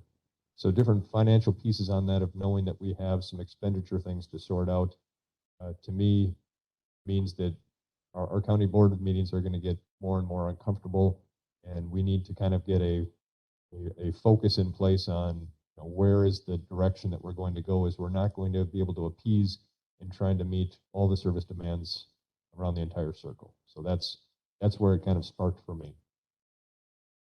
Don? Yeah. I mean, I wasn't involved with drafting any of this, and I didn't see it ahead of time. So this is really our administrator's work. My opinion in the past that I have stated to him is that I do think our committee on committee structure is kind of cumbersome. It moves super slow. I didn't even really think about I was just thinking about getting 7 people together to choose one person and how that can be kind of challenging, but I didn't even think about that initial month or two that he thought more or in more detail about, but you know, that was really about the only opinion I think I shared regarding this, is I just think that that's kind of cumbersome. So, but I do think, you know, this is, I think it'd be best if we, my opinion is to postpone any action on this, you know, so that this committee can think about it and let other people on the county board know, because this is a very, you know, if we think anyone else on the county board is going to be really interested in this, it mostly just affects the county board, you know. This affects this group, the body as a whole. So I think, you know, probably the administrator giving a report on this at our next county board meeting, so everyone knows that this committee is talking about this, and then get people to this committee so that they can give their opinion on this is going to be really key, because I don't think we should just try to shove this through the county board, you know, get it out of committee today, take it to county board. I think we need more people involved. Oh, I like Mr. that idea. Chairman, I'd like to respond to that. Go ahead. Yeah, Mr. no, Chair. I just said that I liked that idea of going to county board, and maybe Chair Brewer would like to have it on the agenda so we can discuss it and actually go over what we had here. Or normal, I guess, and then they can come to a committee and we can discuss it further. So you're thinking not necessarily like under the administrator's report, but having its own item so that Maybe, it's pretty, a yeah, little more yeah, a little more than the end of the meeting when everyone's packing up Yes. their bags. yes. Okay. Okay, yeah, Mr. Seat. Yes, I think the administrator has these documents outlined a process. This approach is going to be brought forward to the county board eventually. There'll be an opportunity for them to ask all kinds of questions about it. We can merely forward it for their consideration. You know, we need to get this done, whether we do it this way or not. And there'll be plenty of time for questions, and believe me, there'll be a hell of a lot of questions from some of the county board members. I think Mr. Langrick is prepared to present and explain the reasons why he's proposing this approach. If it's the board, it's totally up to the board as whether they accept it or not. If so, if they don't accept it, come back to him with a new proposal. But I think he has indicated a good process for bringing this forward for discussion. I mean, why would we want to postpone it? We've discussed it as much as we can, I think, and it's not up to us to approve it. We're merely approving the concept and approving his recommending that he is allowed to go forward with this, and that we would approve it going forward for the consideration of the board.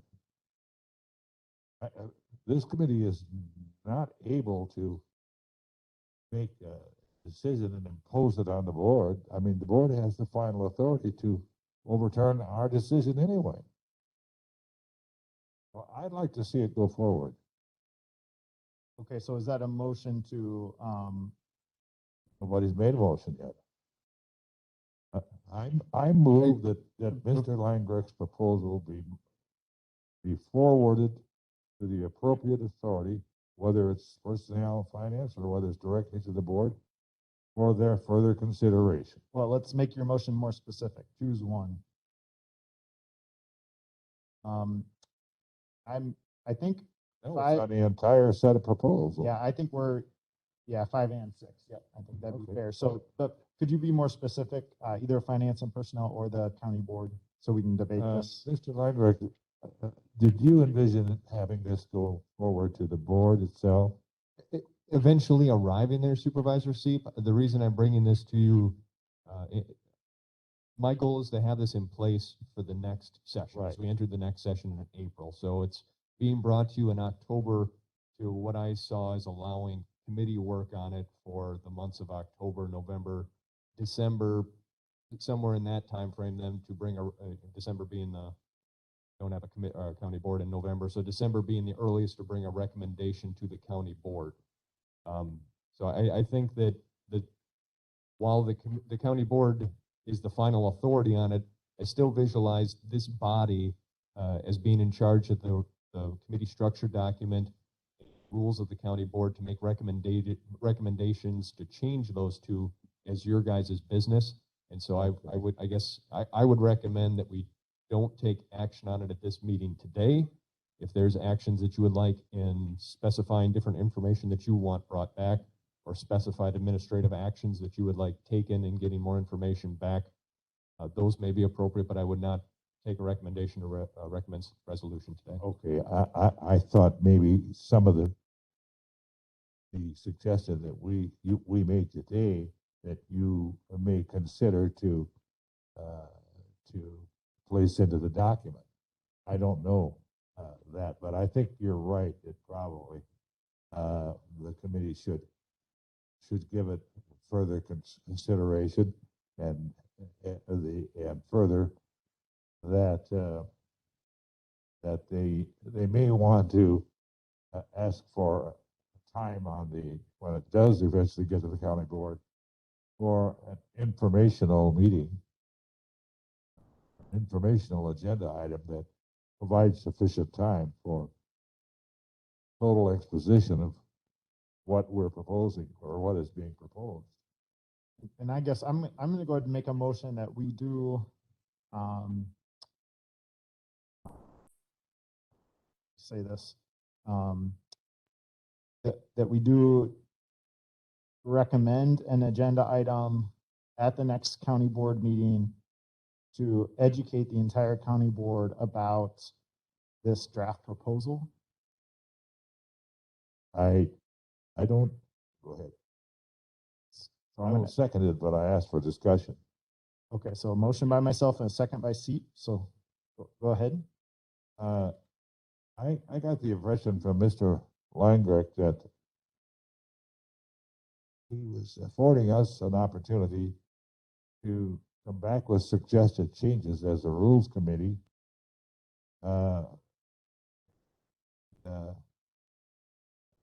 And that he was not ready yet to have us go directly to the county board for an explanation until there's an opportunity for him to consider some of the changes that some of us may be suggesting. And there may be another body, finance and personnel or other, that may have other suggestions. So, maybe he wants to filter this a little more rather than just with this meeting. And I'm not ready to take it directly to the county board because we haven't finished with it yet.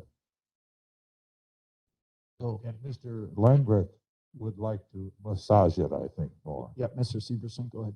could, I guess in lieu of what Mr. Seep's concerns are with it, with your present motion that he seconded, would it be better wise that the administrator send out an email to all county board supervisors stating that, hey, in your spare time, take a look, read these documents, come to me or somebody else or whoever concerns or questions, and Yeah, I guess I'm not opposed to that either.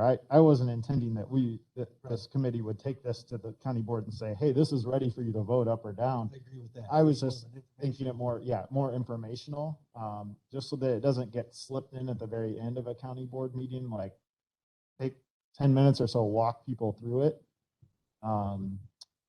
So that nothing appears to be, this is a big power shift potentially. And so that's why I'm making the motion.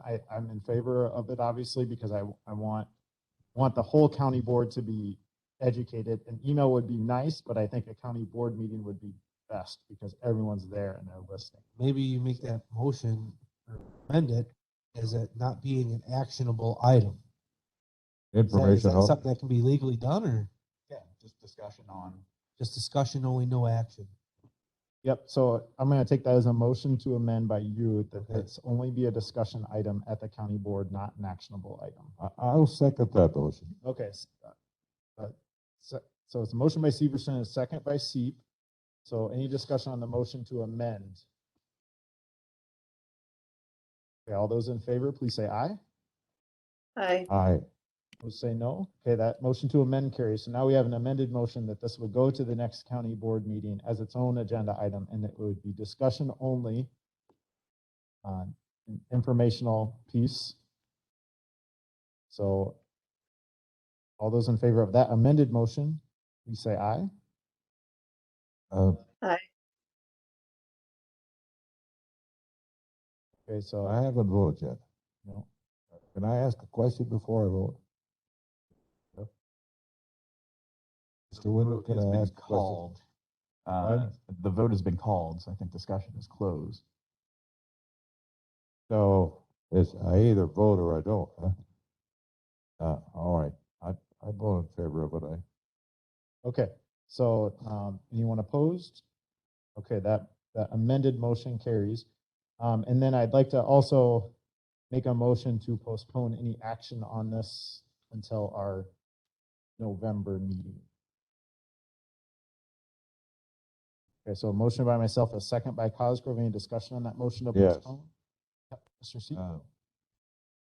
May I ask Mr. Wendell?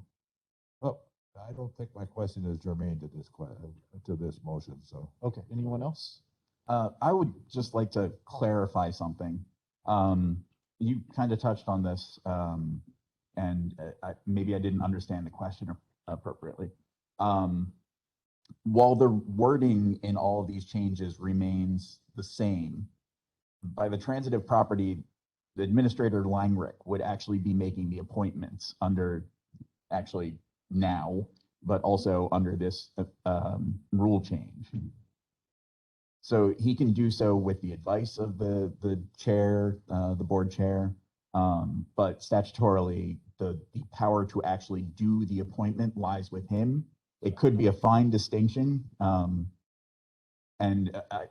for me, I've internalized the transitive statute such that when I read the chair in this kind of situation, I immediately translate that into the administrator, and I realize that not everybody has maybe that cognitive dissonance, but so yes, to clarify, I think I misunderstood the earlier question, and I do want to point out that it would be Administrator Langreck who is making the actual appointments. May I ask a question? Well, Well, regarding to Mr. Wendell's statement, I need some clarification. okay. Okay. Yep. Yeah? The administrator would make appointments to boards and commissions as well, except for some that specify other than the statute where it says, for example, county executive. But doesn't the administrator, in effect, act as the county executive? Yes, but a county executive is a different statutorily defined role. Okay. So I would have to look at a specific statute to determine whether it's little e executive, as in someone who is executing something, or big E executive, which would be a statutory role.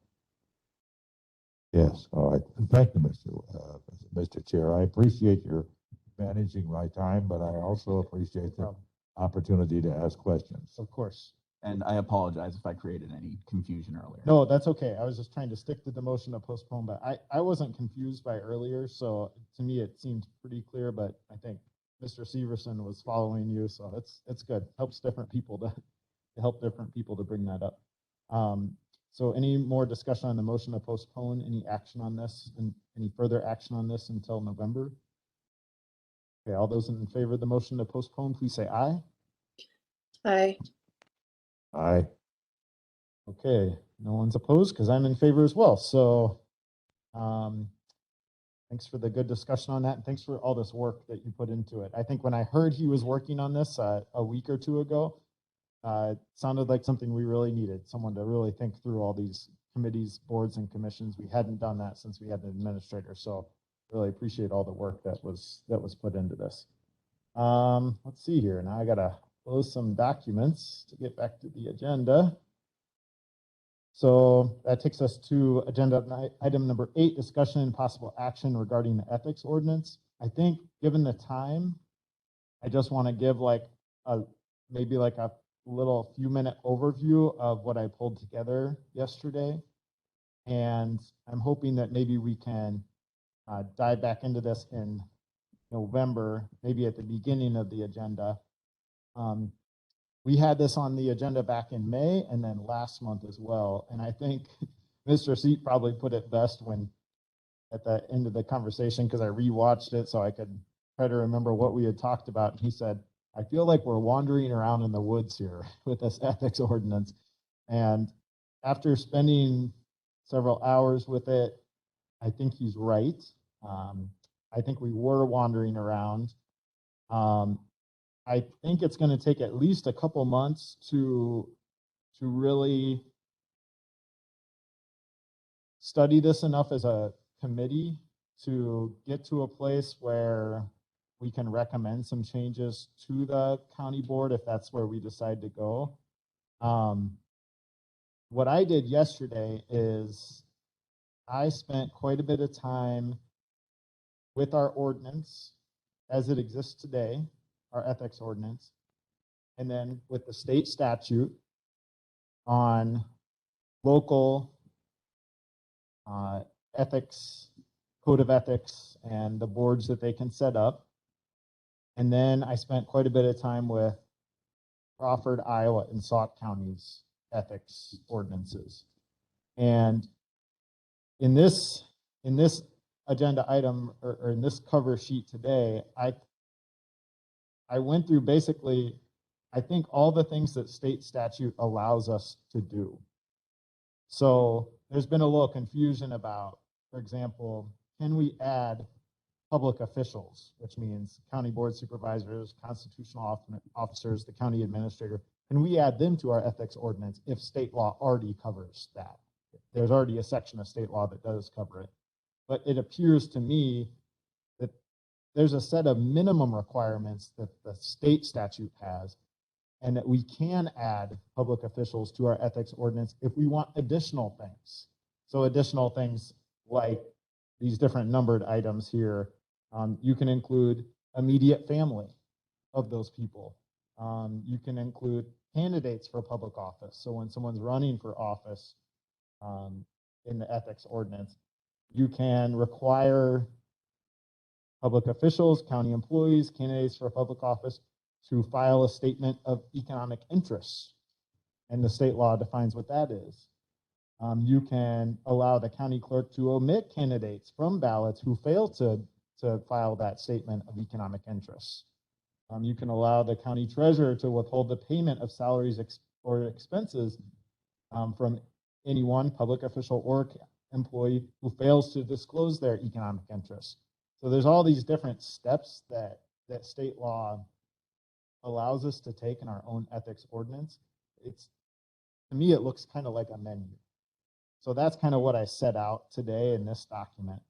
But then, so I did all that work, I laid all this out, and then I really read those ordinances from the 3 other counties near us. And that's attachment D. And last time I had just given them to you all to look at, and I really hadn't had the time to digest them, and I sat through and read them yesterday. And after I read ours, and then I looked at these other 3 counties, ours is extremely different from these other 3 counties. It looks like several years back, there was some sort of a format going around, and a lot of counties were using it for their ethics ordinance. They were laying out, what's the purpose of an ethics ordinance? Who does it apply to? And all 3 counties, by the way, have it apply to public officials as well. They would go into, sometimes there was very specific things in these ordinances, like one was around using vehicles for personal use. I know we've talked about that before. That comes up once in a while, amongst employees or public officials. And so I think it's going to take a couple months. I think perhaps You know, if this works out okay, in 1 month, we could take a look at state statute and we could talk, okay, do we want this? Do we want that? And kind of a high level view of what do we want corporation counsel to incorporate into our ethics ordinance? And then we could look at those other counties' ordinances and say, now do we want any of these components in ours? And not try to write it ourselves, but just give like our opinion, this committee, you know, what components do we like and what do we not like? My opinion now, after going through all this, is our ethics ordinance is very out of date. It's to me, it looks very inadequate compared to what other counties have around us. So I think we shouldn't do anything else today, but I just wanted to give you that overview and kind of give you a heads up of what I was planning on presenting. And if you have any thoughts on that, I'd love to hear those. Mr. Chairman, I realize this is informational. May I have recognition? Sure, of course. I realize that this is informational, doesn't call for action, but I wondered, does this, you're talking about this having application to the employees? Our ethics ordinance right now is only geared toward employees. Is that the function of the rules? The Rules Committee does have the authority to, we're also the ethics board. So we have, In other words, oversight. we're two committees combined. well, we're a committee and a board combined, yes. That's right. So we can recommend changes to the ethics ordinance. And then also if anyone ever files a complaint, that complaint goes to this board, this ethics board. And then the corporation council is involved in that as well. The whole process is laid out in our ethics ordinance, and then neighboring counties have their own processes that we can look at too. Are we meeting as ethics board as separate government bodies? We, like today, when I called this to order on our cover sheet, on the website, it always says the Rules and Resolutions Committee and Ethics Board. All right. We're not a separate body, it's combined. We could be, but we're not. That's right, it could be. Absolutely. That's not the authority we've been given by the county board to be separate. We've been given the authority to be combined. Before we end the meeting somewhere, I have a note here for a question regarding Mr. Langrick's proposal for, still want you to forget it, or myself, Okay, for corporation counsel. okay. Anyone else on this ethics ordinance? I haven't had a chance to study all of your documents. Very understandable. Got them in very late, so. Okay, so I don't think we need to take any action on that one. And then under what agenda item did you want to, Mr. Seat, you wanted to speak? What's the topic about? Regarding Mr. Langrick's indication that the Veteran Commission members would have to be individually bonded. Don't we have a blanket bond for across the board? Or because the statute seems to say that they have to be individual, they have to furnish evidence of an individual bond, they would have to come up with their own money. But I think the county has a blanket bond for them. Does anybody know that? Well, let's take that under agenda item number 9, future agenda items. So that's an idea for one we can address in the future, or maybe that can happen offline. I don't want to get too far off. Okay. We've been going for 2 hours. Okay, one other question though. Do they have to have an oath of office, those commissioners? Okay. Take any other future agenda items besides No. that? Okay. Miss, Yeah, go ahead, Supervisor Luck. yeah, so at the Wisconsin Counties Association meeting, I attended a session called Broadcasting of Public Meetings. It was an incredibly informative session that, so Andy Phillips, of the attorney for WCA, was the presenter, and he's amazing and very knowledgeable and would be amazing. So I have an agenda item. I would ask that we either ask if he could attend and give us that same presentation. Or if we don't want to spend money, because I think he might charge for that kind of thing, I would like to put I have a PDF of his presentation that I think I could present at least minimally to the committee for discussion. Mr. Chairman, Sounds- is this Andrew Phillips from the Wisconsin Counties Association? Yes, that's who she's talking about. Yep. Okay, thanks for that idea. Any others? Supervisor Luck, was that it? Sorry. Yeah, that was it. Okay, good. Supervisor Cosgrove? Okay, Mr. Severson? We talked about, use of county vehicles for personal use and being able to take children to daycare, school. I know it's been talked about in law enforcement, and it's been talked about at highway. Any action's been done on it, I'd just like to see it somehow